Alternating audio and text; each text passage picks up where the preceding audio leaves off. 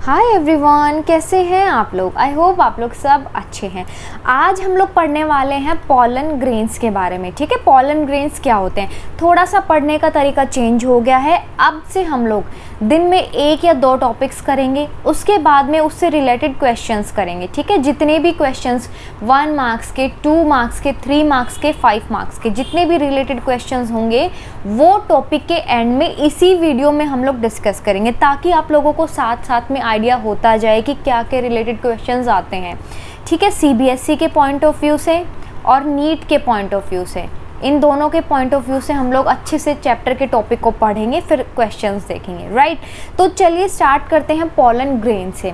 Anther की कहानी पीछे वाली वीडियो में मैं बता चुकी हूँ। अगर जिसने वीडियो नहीं देखी है तो आप लोग जाके वीडियो को देखिए और अच्छी लगे तो सब्सक्राइब करें और लाइक करें। ठीक है, डेहिसेंस ऑफ एंथर। जब एंथर का डेहिसेंस होता है, क्या होता है, जब एंथर मैच्योर हो जाता है तो वो डिहाइड्रेट हो जाता है। ठीक है, यंग एंथर होता है, फिर बाद में वो मैच्योर हो जाता है। ठीक है, तो फिर जो फुली मैच्योर्ड एंथर होगा वो डिहाइड्रेट हो जाएगा। डिहाइड्रेट, जो उसका वाटर कंटेंट होगा वो बिल्कुल सूख जाएगा, वो ड्राइड अप हो जाएगा। ठीक है, ड्राइज अप, तो हमें येलोइश पाउडरी मास दिखेगा ऑफ पॉलन ग्रेन्स।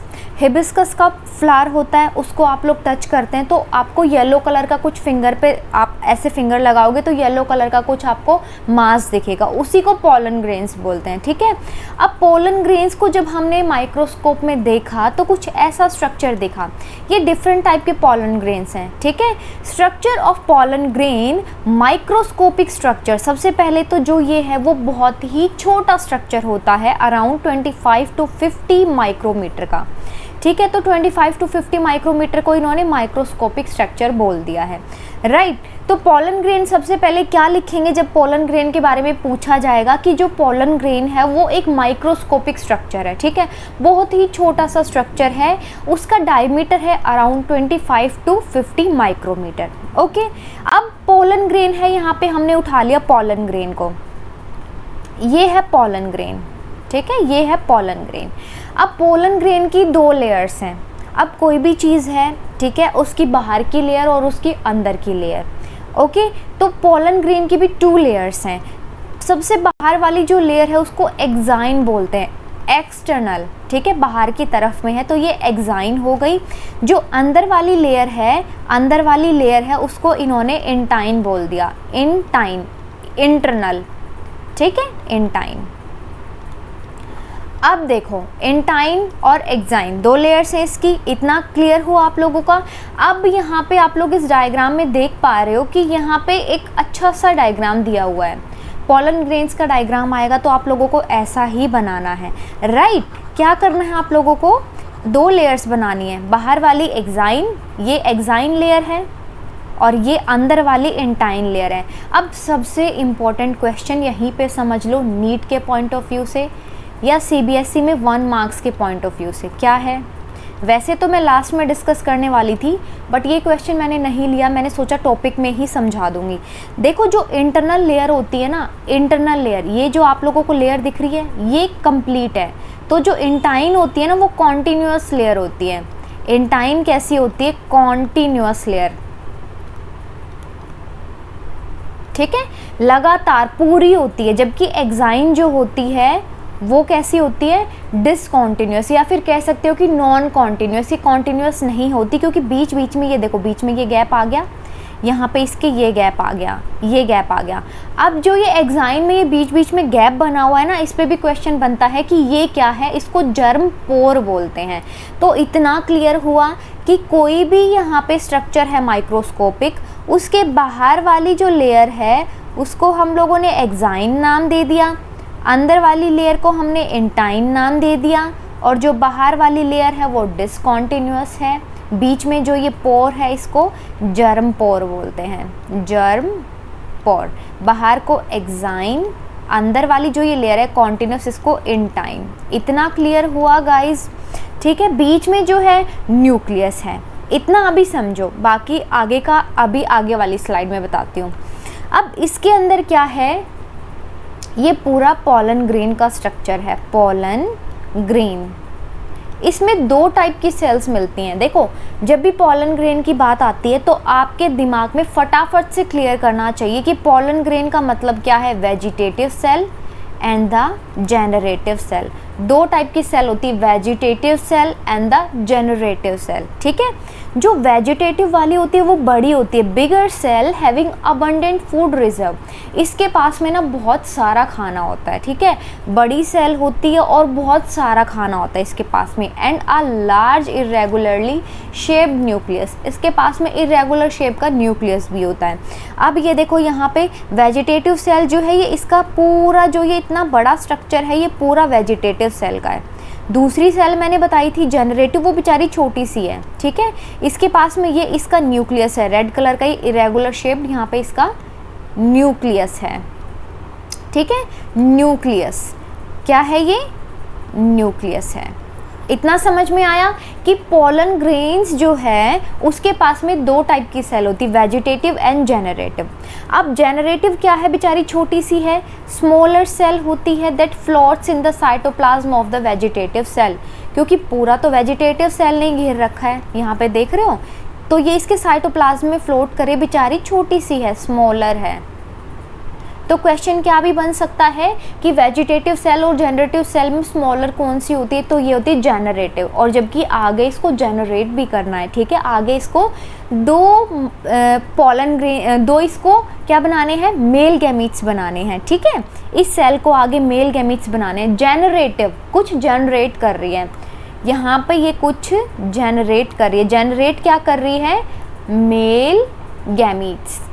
कितने मेल गैमीट्स, 2। कौन सा डिवीज़न होगा वो मैं बताऊंगी अभी। ठीक है, इतना समझो। तो जेनरेटिव सेल स्मॉलर होती है, it is spindle shaped with the dense cytoplasm and a nucleus. ये देखो यहाँ पे ये स्पिंडल शेप कुछ ऐसी होती है। ठीक है, स्पिंडल शेप कुछ ऐसी होती है ना, तो ये स्पिंडल शेप की होती है वेजिटेटिव सेल, राइट। इसके पास में इसका खुद का एक न्यूक्लियस भी होता है और इसके पास में साइटोप्लाज्म भी होता है। The pollen grain generally shed at 2 cell stage. Important है ये लाइन, स्टार मार्क कर रही हूँ मैं। जो पोलन ग्रेन्स है ना वो जनरली शेड हो जाते हैं 2 सेल स्टेजेस पे फ्लावरिंग प्लांट्स के अंदर, राइट। वेजिटेटिव एंड जेनरेटिव, ये 2 सेल के स्टेज का नाम आगे क्वेश्चन में पूछा गया है, वेजिटेटिव एंड जेनरेटिव। ठीक है, देखो टॉपिक पढ़ने के बाद में ना इतना तो मैं श्योर हूँ कि जो पीछे मैंने क्वेश्चंस दिए हुए हैं वो आप आसानी से सॉल्व कर सकते हैं। ठीक है, in other plants generative cell जो है वो डिवाइड करती है mitotically to give rise the 2 male gametes before the pollen grain are shed in 3 cell stage. समझो इस बात को, जब 2 सेल के स्टेज में पोलन ग्रेन शेड करता है तो वेजिटेटिव सेल प्लस में जेनरेटिव सेल। इतना समझ आया। लेकिन 60% ऑफ द केसेस में क्या होता है, 3 सेल स्टेज। वो क्या है, यहाँ पे 3 सेल स्टेज में वेजिटेटिव सेल जेनरेटिव सेल क्या करेगी, आगे माइटोटिकली डिवाइड करेगी और 2 मेल गैमीट्स बना देगी। तो यहाँ पे वेजिटेटिव सेल प्लस में जेनरेटिव सेल आगे क्या करेगी, मेल गैमीट, क्योंकि 2 मेल गैमीट बना रही है। तो यहाँ पे 3 स्टेजेस हो गई हैं। ठीक है, 3 सेल स्टेज, और ये क्या है, 2 सेल स्टेज है। तो जब ये बात आएगा 3 सेल स्टेजेस की तो आपको लिखना पड़ेगा कि माइटोटिकली डिवाइड करके जनरेटिव सेल 2 मेल गैमीट बना देगी और उसके बाद में फिर पोलन ग्रेन शेड हो जाएंगे। ठीक है, माइटोटिकल डिवीज़न क्या होता है, इक्वेशनल डिवीज़न।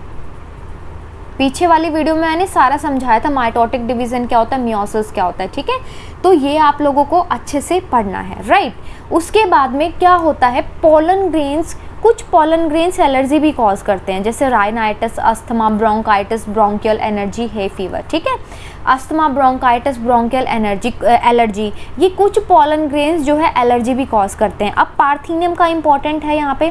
पार्थीनियम क्या है, contamination with the imported wheat. Imported wheat के साथ में इसका कॉन्टामिनेशन आया था इंडिया में, चीनोपोडियम एमेरेंथस सॉर्गम। ठीक है, पोलन प्रोडक्ट्स, ये इंपॉर्टेंट है। Food supplements rich in nutrient, जैसे कि टैबलेट्स आती हैं, कुछ सिरप्स आते हैं, इसमें मेडिसिन की फॉर्म में भी आती हैं, ये टैबलेट्स की फॉर्म में, सिरप की फॉर्म में। होता क्या है ना कि प्रोटीन कंटेंट इसमें 7 to 26% होता है, कार्बोहाइड्रेट 24 to 48% होता है और फैट 0 0.9 to 14.5, इसीलिए बहुत इंपॉर्टेंट है ये, ठीक है। देख रहे हो प्रोटीन कंटेंट कितना ज़्यादा है, कार्बोहाइड्रेट कंटेंट कितना ज़्यादा है, ठीक है। इसीलिए ये जो है ये यहाँ पे अवेलेबल भी है मार्केट में इसके प्रोडक्ट्स। अच्छा, इसको एक चीज़ में और यूज़ करते हैं, जब जो रेस हॉर्स होते हैं ना, रेस करते हैं हॉर्स, उनको जब थकान फील होती है या फिर वो बीमार हो जाते हैं, तो ये इनको दिया जाता है हॉर्सेस को, ठीक है, ताकि उनकी रेस की जो पावर है वो बढ़ जाए, वो जल्दी ठीक हो जाए, या फिर उनकी थकान है वो जल्दी ठीक हो जाए, ठीक है, क्योंकि ये ईजिली एब्जॉर्ब हो जाती हैं बॉडी में, ईजिली एब्जॉर्ब्ड। ये जो पॉलन प्रोडक्ट्स होते हैं ये इजीली एब्जॉर्ब हो जाते हैं, इसीलिए जो रेसिंग हॉर्स होते हैं, रेस करने वाले हॉर्स होते हैं, उनको दिया जाता है ताकि वो जल्दी ठीक हो जाए, या फिर एथलीट्स को भी दिया जाता है कि उनकी जो पावर है, उनकी जो परफॉर्मेंस है उसको इंक्रीज़ किया जा सके, राइट। अब क्वेश्चंस हैं इंपॉर्टेंट, यहाँ पे कुछ क्वेश्चंस को मैंने लिया है, देखिए क्वेश्चंस डिस्कस कर लेते हैं हम लोग। फर्स्ट नंबर पे क्वेश्चन है, give an example of a plant that came to India as a contaminant and it is a cause of pollen allergy. Pollen allergy का कॉज है वो, और एज अ कॉन्टामिनेंट आया था। कॉन्टामिनेंट का मतलब क्या होता है कि वो यूज़फुल नहीं है, ठीक है, उसका कोई यूज़ नहीं होता है, वो कॉन्टामिनेंट की तरह ही होता है, ठीक है। तो ये है पार्थेनियम। आप खेतों में देखते होंगे, आपको बहुत सारे ऐसे दिखेंगे, ठीक है। ये क्या है, अनवांटेड है, कॉन्टामिनेंट मतलब अनवांटेड, ठीक है। तो ये क्या है, पार्थेनियम है, पार्थेनियम या फिर कैरेट ग्रास, पार्थेनियम या फिर कैरेट ग्रास। ये क्वेश्चन समझ में आया? अगर ये क्वेश्चन आप लोगों ने के लिए 1 मार्क्स क्वेश्चन है, 1 मार्क्स में ये पूछा जाता है, राइट। पार्थेनियम या फिर carrot grass, contamination as a contaminant आया था इंडिया में, और ये पॉलन एलर्जी कॉज करता है। How many cells are present in the pollen grains at the time of their release from anther, name the cell. क्या है, वेजिटेटिव सेल, और दूसरा क्या है, दूसरा यहाँ पे है जेनरेटिव सेल। ये तो बात हो गई जब 2 सेल की है, जब 2 सेल स्टेज पे क्या हो जाता है, शेड हो जाता है पॉलन ग्रेन। लेकिन 3 सेल पे क्या होता है, वेजिटेटिव सेल, ठीक है, वेजिटेटिव सेल प्लस में जेनरेटिव सेल, और इसी से क्या मिल जाएंगे हमें, मेल गैमीट्स, 2 मेल गैमीट और ये दूसरा मेल गैमीट। इनके बीच में डिवीज़न कैसा हुआ, माइटोटिक डिवीज़न हुआ, 2 मेल गैमीट बन गए, 1 2, तो ये हो गई 3 सेल की स्टेज, ठीक है। तो आप नाम बता देंगे ना इसका अच्छे से। अब तीसरा यहाँ पे है, pollen grains in wheat are shed at 3 cell stage while in peas they are shed at 2 cell stage. Explain where are germ posts present in pollen grains. तो देखो व्हीट के अंदर क्या होता है, 3 सेल स्टेजेस पे हो जाता है, तो उसमें वही लिखना पड़ेगा आप लोगों को, व्हीट में, राइस में, सीरियल्स में। मैं यहाँ पे लिख देती हूँ, राइस के अंदर, सीरियल्स के अंदर, ठीक है, व्हीट के अंदर 2, ये 3 सेल स्टेजेस पे शेड हो जाएगा, ठीक है, 3 सेल पे शेड हो जाएगा। जबकि पीस के अंदर क्या होता है, 2 सेल का नाम मैंने बता दिया ना, वेजिटेटिव जेनरेटिव, इसमें 2 मेल गैमेट और ऐड कर देना, ठीक है। तो क्या होता है कि जो राइस, सीरियल, व्हीट है, ये 3 सेल के स्टेजेस पे जाके शेड होते हैं, जबकि पीस वाले 2 सेल पे होते हैं, ठीक है।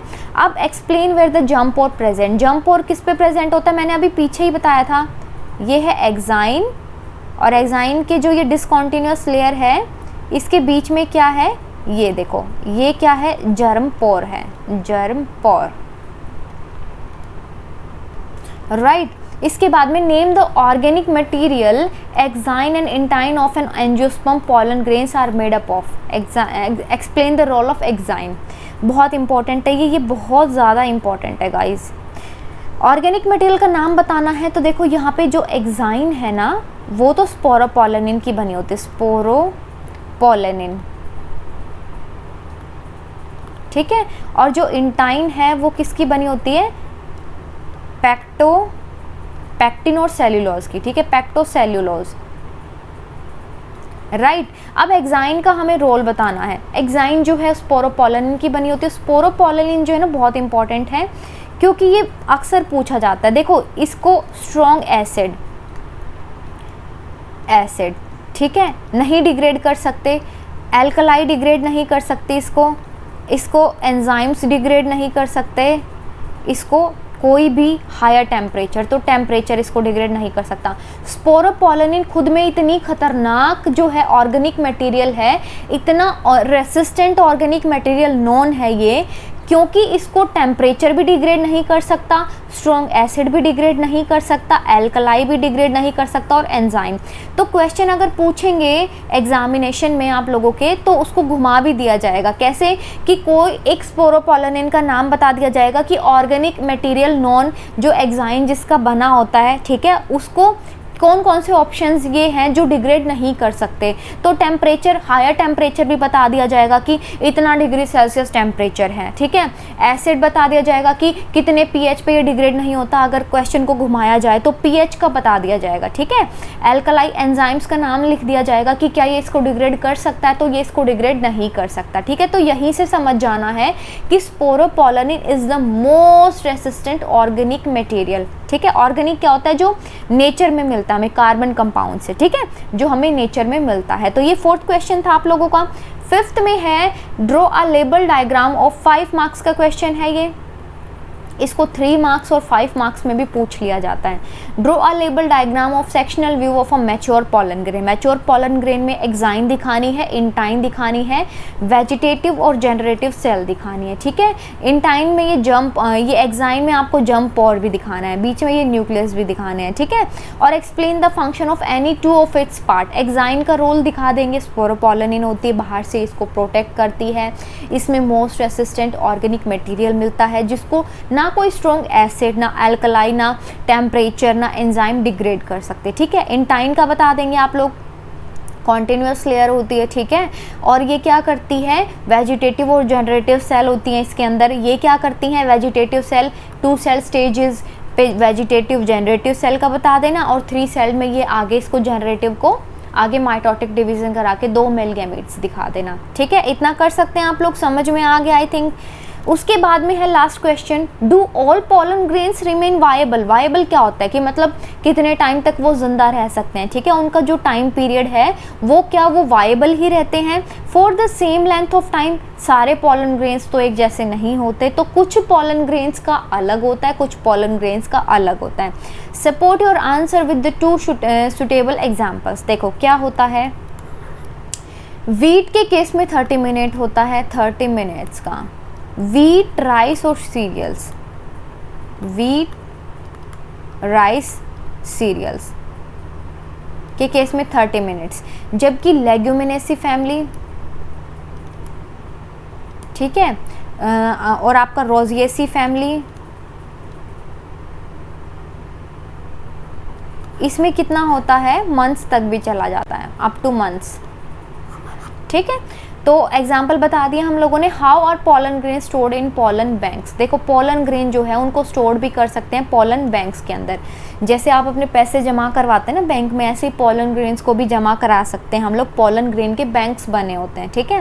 क्या होता है, -196 लिक्विड नाइट्रोजन पे इसको स्टोर किया जाता है ताकि इसकी वायबिलिटी को मेंटेन किया जा सके, ठीक है, वायबिलिटी के लिए मेंटेन किया जा सके। और वायबिलिटी मेंटेन क्यों करते हैं, क्योंकि डिफरेंट क्रॉप ब्रीडिंग प्रोग्राम्स होते हैं, उसमें यूज़ किया जा सकता है, ठीक है। जैसे कोई भी क्रॉप का इम्प्रूवमेंट करना है तो बोला जाएगा लाओ भाई उसका पॉलन ग्रेन लेके आओ। क्या करना है, अगर हमें कोई भी क्रॉप इम्प्रूवमेंट करानी है या फिर कोई भी क्रॉप ब्रीडिंग प्रोग्राम है, क्रॉप ब्रीडिंग प्रोग्राम्स चल रहे हैं, उसके अंदर हम यूज़ कर सकते हैं जो ये स्टोर्ड पॉलन ग्रेन होते हैं इनको, ठीक है।